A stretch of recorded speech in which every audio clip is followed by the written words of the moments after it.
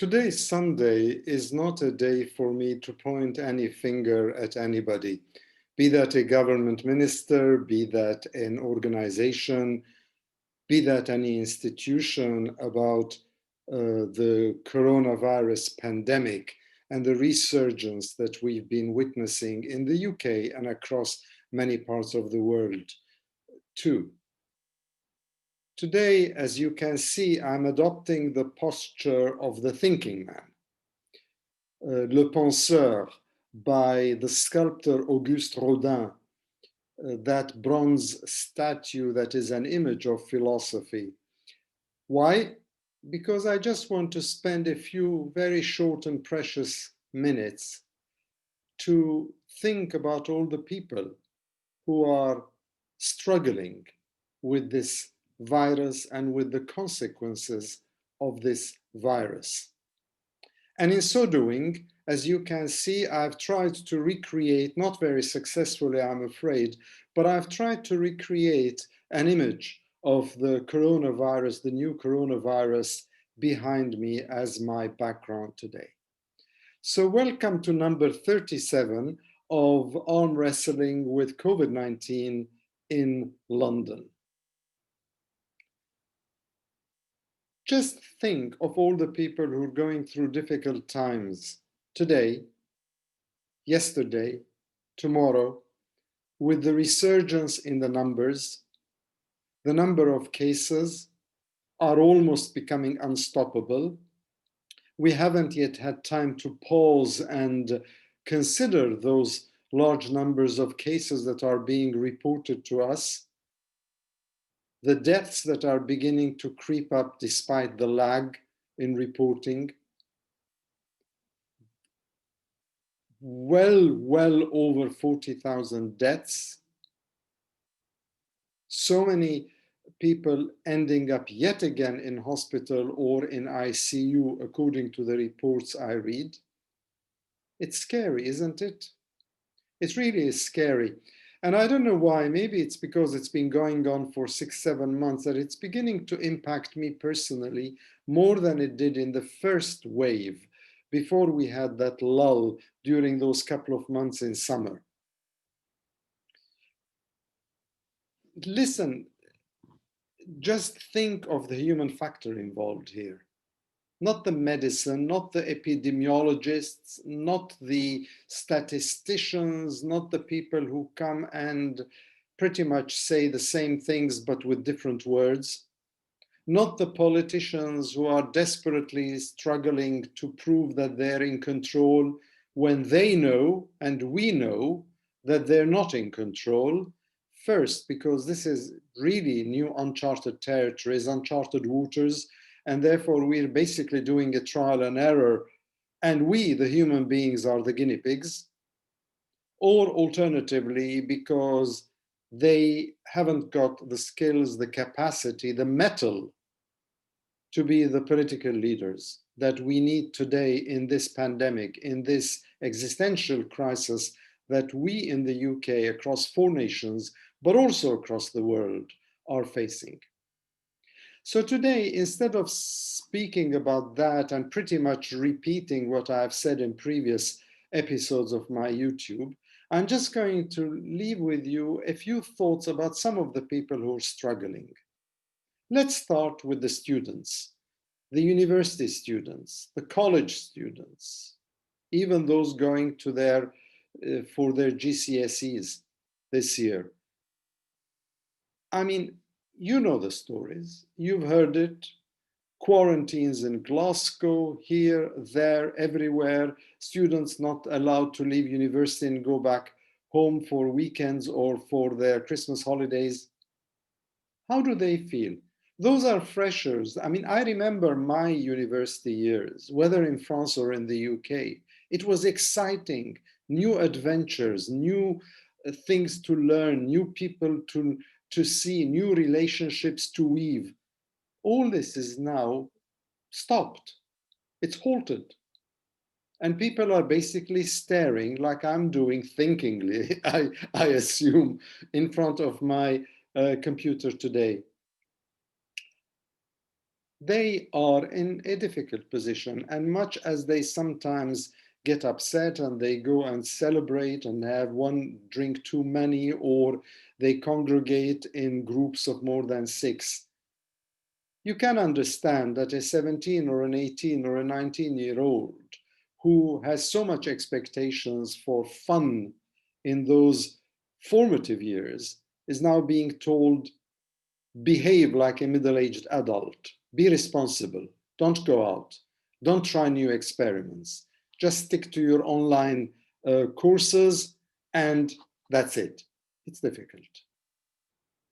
But they're not the only one. Think of our NHS personnel, anybody, not only the fancy consultants and epidemiologists, but everybody from our physicians, our GPs, our nurses, our specialist nurses, the porters, the medics, the paramedics, the ambulance people, everybody who's now worrying that we are in for another very stressful and very tense time. How are they responding to all this? They must be afraid. They're tired. They're really tired. But on top of the tired nature of their work, it's also the stress and the worry about what lies ahead. Think of the businesses. Everybody is now talking, where do we go? What do we do? And yes, it's easy, and I've done it. It's easy to look at it as a binary choice between lives and livelihoods, between health and wealth. But at the end of the day, if you've got to put food on your table, if you've got to make sure that your little kid has enough diapers and enough milk and enough food, if you want to make sure that you're not going to go under, that you're not going to be swamped by so many debts, which ultimately, no matter how wonderful our Chancellor of the Exchequer has been, and to be honest with you, he has gone the extra mile in many ways, we're going to have to pay off those debts. They're not manna from heaven.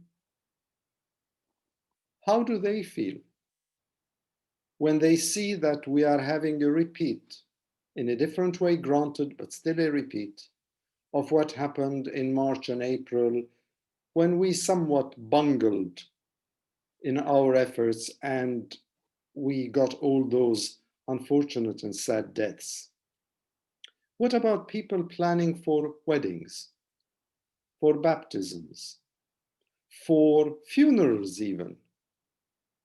1 minute it's 15 people can attend, 1 minute it's 30 people can attend. Now Christians are a little bit in a more fortunate position because they can limit the numbers perhaps more successfully than peoples of other faiths. Hindus, Muslims, they have large bashes stretching over more than a day sometimes. How are they dealing with it? How are their pastors and their faith leaders dealing with it when they have to consider constantly all those changes day in, day out? You sleep with one rule, you wake up with another rule. And then you have this famous NHS app. Yes, a wonderful idea, and thank you for that NHS app. I really hope it will make a difference. But hardly had it been introduced that it has come up against teething problems. Not only that, but you are looking at many people, you're looking at one now talking to you, whose mobile cannot download that app because its iOS, its software is too old. And therefore, I have to now struggle to try and go and update the software or change my mobile. This might make some people smile, in order to be able to download this NHS app in the hope that it will work, in the hope that it will not give wrong data, and in the hope that it will be more useful than unuseful. Is that a word? So what I'm trying to say is that there is trauma across the whole country. There is trauma in London, in Reading, in Scotland, in Glasgow, in Wales, in Cardiff, in Northern Ireland. Everybody is in the same boat. And we're all saying, wait for the vaccine, wait for the vaccine. You know what worries me also? Is that if my own tolerance stretches out for another 6 months and I manage somehow to fumble through the next few months successfully without getting the virus, without ending up in hospital or ICU, without actually having to do self-isolation or self-containment, hooray. But what if the minute we get the vaccine, what if it doesn't work? What if our immunity system, our immune system does not always respond to the vaccine? What if we need more than one vaccine? What if we are at the bottom of the barrel and we're not a priority to get that vaccine? The future is fraught with unpredictables, imponderables, and what we need to do is really hope that somehow it'll all be all right. That somehow we'll be able to overcome it. All the people who are living alone, the people in care homes, yes, the people in reduced families, yes, but London and major metropolises in this country and elsewhere, loads of people live on their own. Aren't they worried? If something happens to them, if something happens to me, who's going to get me a cup of tea? Who's going to make sure whether I've conked out, whether I've popped my clogs, or whether I'm okay? And I'm still fairly able to communicate. What about those who can't? It's a difficult time.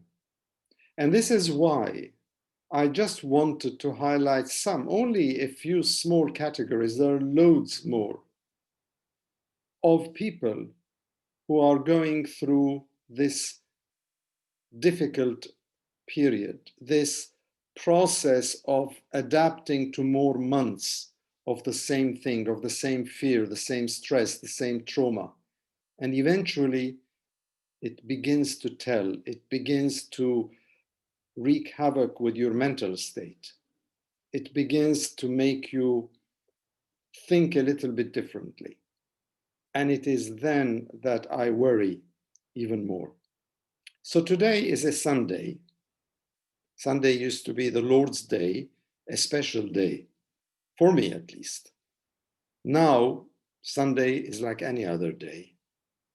But let's say it's Sunday. And let's just keep in our minds not only our own problems, but remember that every other person in this country of ours is facing some of those same dilemmas, some of those same challenges.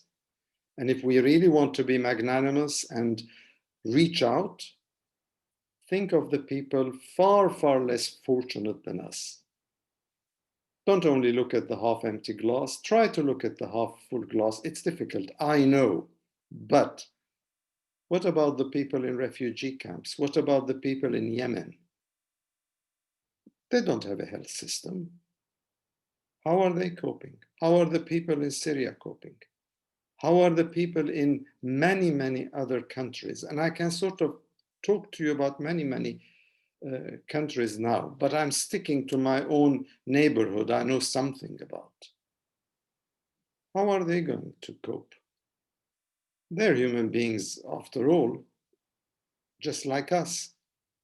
They have hopes as well.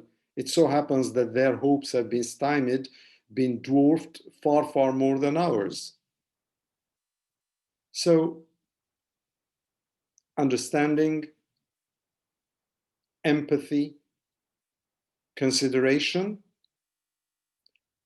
I wouldn't say selflessness. We're not meant to be selfless. We can't be selfless.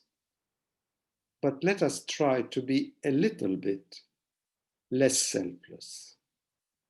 And if all those things don't work. There's one hope I have, and I want to finish on a high note.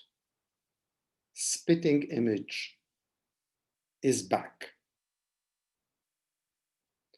And that, to me, is something to wait for. Now, I hope you're of a generation who knows what spitting images are from the 1990s, with Roger Lowe doing the parodies. And if you do, I think, like me, you would wait agog with anticipation for the new series of spitting images. And if you don't know what that is, look at BritBox, look at what it's all about. At the very least, it'll make you smile. At the very least, it will be cathartic. Take care. I wish you the best, as we, in our own different ways, like Auguste Rodin thinking, will actually manage to fumble our way, stumble through, go through the hurdles, call it what you want. Let us just hope that when we get to the other side, that we'll still be whole and complete. Take care and all the best.